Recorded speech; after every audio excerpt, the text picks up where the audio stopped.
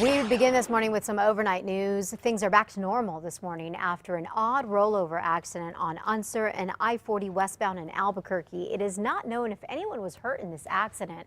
According to an officer at the scene, no one was in the overturned vehicle when police arrived at the scene. It is unclear who owns the car or how it ended up upside down in the median. It's a story that is getting national attention. A father says he will stop at nothing to make sure a Rio Rancho teacher is fired after he says the teacher made racist remarks at his son. Michael Roger says last week his son Christopher was called out for wearing a Santa hat and beard by a Cleveland high school teacher. Now, Michael's son is black and has autism. This is what the father says the teacher told his son. Santa Claus is white. What are you doing wearing that? Christopher was embarrassed. He was ashamed, like he had made a mistake. A spokesperson with Rio Rancho Public Schools says the teacher self-reported what happened, has apologized to the family, and that the teacher has been disciplined. But the father says he wants the teacher to be fired. An elementary school in Albuquerque is dealing with a filthy situation that keeps bubbling up. A sewer line or two at MacArthur keeps backing up, and it is not just in the bathrooms, but on the playground too. APS says the sewer backup isn't a new problem and that it is trying to deal with it. You tend to have backups of sewer lines because the lines are shallow. District officials say shallow sewer lines mean there's no slope to the pipe, water moves slower, freezes, which is what causes the backup. UNM is letting 8,000 lottery scholarship students know that the money could run dry next semester. However, there's no need to panic just yet. UNM says it will cover lottery scholarship awards next semester until the state figures out a plan. Legislators are hopeful they will at least come up with a temporary fix that will fund the awards through the next semester when they meet in January. Whatever happens, UNM says it will cover the shortfall for now. Our students plan their academic year a year at a time. They're awarded financial aid a year at a time, and we're encouraging them to plan, so we feel it's the right thing to support them by fully paying the spring amount. Lawmakers are also looking into long-term solutions. The governor says if lawmakers don't come up with a solution, general fund money will be used to fill the gap in. A man accused of murder is finally behind bars 17 years after investigators say he killed another man. Alex Ibarra allegedly killed Miguel Cabrera back in 1996. Back then, Bernalillo County Sheriff officials say deputies were responding to a call about gunfire when they found Cabrera dead in a trunk from a gunshot wound.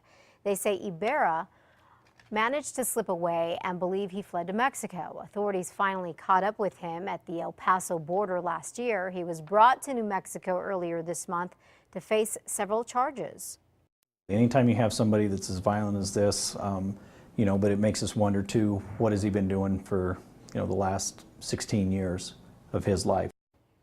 Ibarra faces the possibility of life in prison if convicted.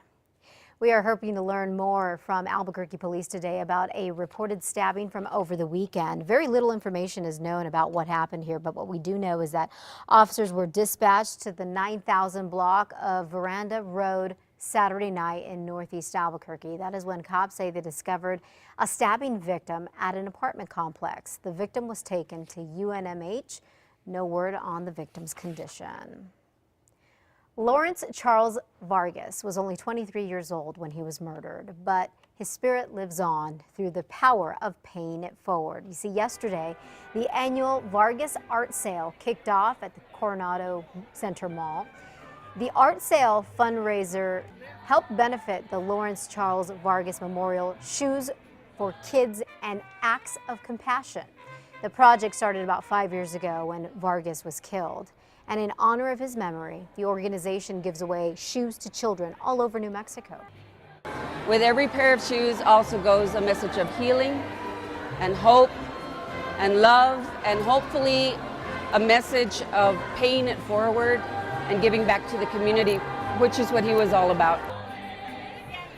Over the past 5 years, the benefit has given away more than 5,000 pairs of shoes.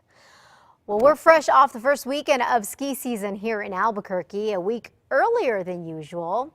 And some areas barely opened last year because there wasn't enough snow, but this year it's quite a different story. Our News 13 Samantha McDonald is live in front of Sports System with more on how business is booming these days. Good morning, Sam.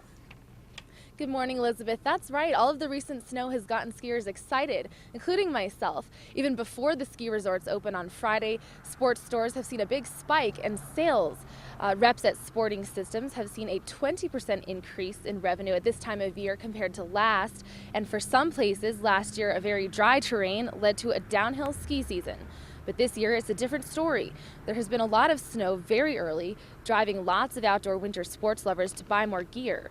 At Sports Systems, people are buying so much equipment that the store has had to reorder items like skis and ski boots. Reps say enthusiasm is up this year, and many ski lovers who took a break last year are coming back to the sport. November was one of the best Novembers we've ever had in the last 5 years, and so it's been absolutely terrific.